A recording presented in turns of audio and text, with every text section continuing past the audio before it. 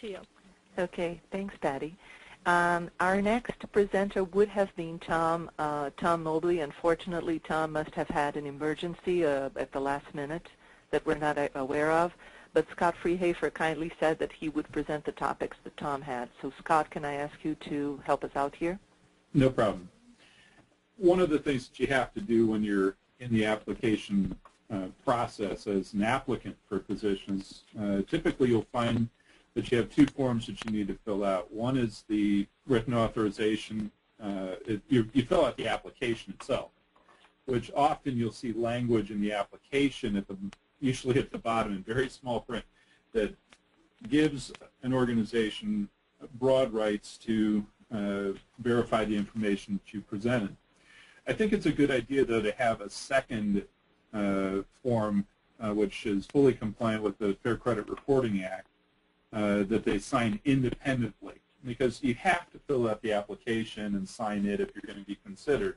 I want the people to know that, and here is the specific form that you need to fill out granting us authorization to perform the background and reference check.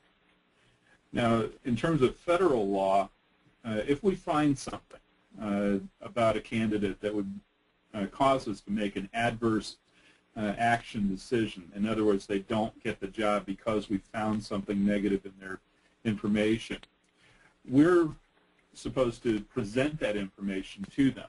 And one of the reasons for that is identity theft. And false information that's out there about an applicant. A previous employer that I worked for, there happened to be two people in town with the same exact name. One was the director of financial aid for the university. The other was the town drunk and wife beater. Now, if you ran a Google search for that person's name, you would find information in the same newspaper conflicting about this person. And fortunately, it was two different people. But if we were running a background check on that name, we would find that there was bad information based on that name, and it went down to the middle initial that they were the same. You have to present that information to the applicant and say, this is a pre-adverse action disclosure, and then when you've gone ahead and taken the action, that you have done your verification that this is in fact the individual, send them a notice as to what why they were turned down the job and for what reason. And Chris, back to you. Okay, thank you.